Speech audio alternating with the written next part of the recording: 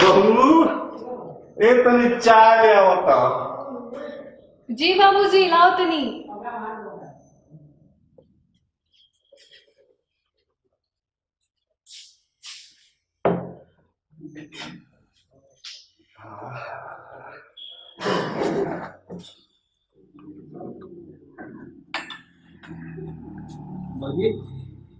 हाँ 5,000 रुपये चाहिए जन्मदिन बा।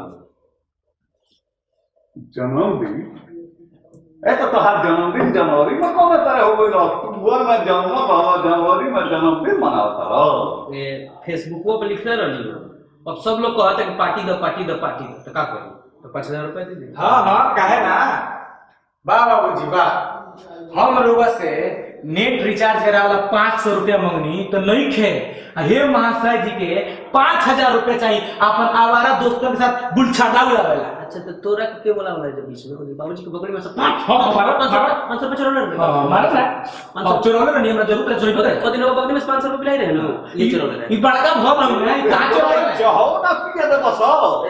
लगाओ बोल तो बीच में देखा भैया देखा करो का बोलो 5,000 रुपये मांगता नहीं जल्दी के पार्टी आगे कहता 500 रुपये तू चोरोले तेरे सॉरी नहीं मत दे के ये इधर भाई खराब बाबूजी बुढ़ल वाली ओकरा मार कर तो हम बाबूजी बतिया तो बीच में क्या बोलो सर? तो भाई अब बोल रहा का हो। हां हम गए नहीं का होता है छोट भाई तो जमा 5,000 रुपया मांगता है तो जन्म बोलो अक्टूबर में जनवरी में कहता जन्मदिन मनाओ। 5,000 रुपये नहीं दे सकत हमरा के और ये 500 चोरा ला सॉरी और ये महानुभाव वाली है सुनो बड़का मालिक नहीं है।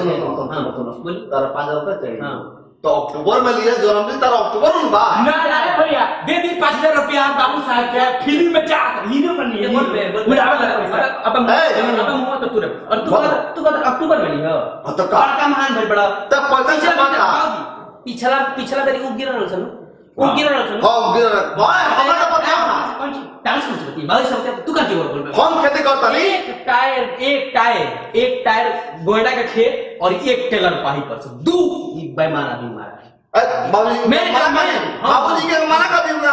माना तू मेरे मत बोला हम तो रहे थे हां मर दिन भर जाके खेत में खड़ा रहे हां खेत में तो भाई खोट लगा भाई बिया छट भाई खाटा छट भाई तू चोर कहतरा बाबूजी ने समझा दिलवा बोल झूठ और हे दबाई भाई ई बहुत मन मोड़ 5,000 रुपया बात 5,000 तो आगे के बीच में से घर निकल लिए ए नु और वो सामने जाने से मार पड़ला हमरा कभी इंग्लिश ससुराल बिहार में सुनो हरोला ए हम तो क्या रोला तो कौन ए पत्ता बच्चा रोला ससुराल बिहार में सुनो हरोला एक टेलर और एक टायर चोरले बड़ा किना बताओ झूठ मत समझा दी अबे बटैया तार बड़ा मतलब पे पूर्वा साफ होई चोरले बड़ा किना बाबूजी ने समझा दी बाबूजी का बारह सब बाबूजी हम सब बाबूजी सबूत हमरा लगे ए बोल ते बोल का बोल का सबूत बा चोरवा बोल का बदला बनी घर बनवाले ले बनी अरे के नथिया किनाइल बा बाबूजी ससुराली देला 10,000 तो बनवान ना मेरा हमार तू कमा तू बनवा ससुराली नहीं बाबूजी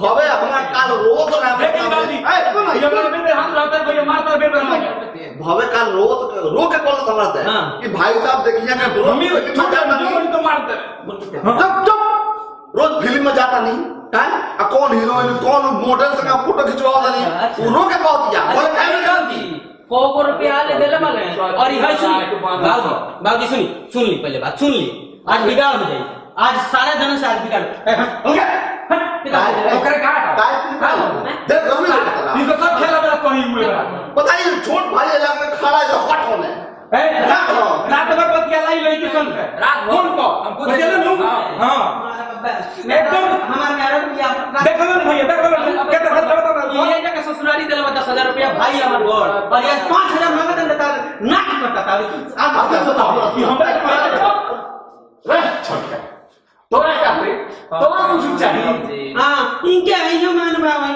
100 रुपया तेरा बगल में से बिलाई दोगी हां बिलाई तो रहा अब चलो ये जाए तो रोड छोट भाई ले लो बरज रहे तो पूरा बाबूजी चोर बोल रहे बाबूजी कहतनी दे लगाने और वो बटैयादार बोलाई और पूर्वा सा कराई तो कर ला ए अब थोड़ा सा फिल्म का खेल में के काहे लाग जाए कर दे खेती कर ना लायक पैसा खोजा को जाए वालों एक को चाट कर मुश्किल बुझला वाला तो हम ही के हम हरी हरी तो हम लोग को चोरी चोरी मत बोल एकदम चुप एक अच्छा नहीं बल्कि जने चोरकट पहले कहा था हमारे भागे आगे उधर या को अरे ध्यान तो नहीं थी तोरी के केतनो चोरी कर बस हम ना बिलाए लेकिन जब या हम बात हो के चोरी को आ गई तो या कटोरा लेके भीख मांगो सुन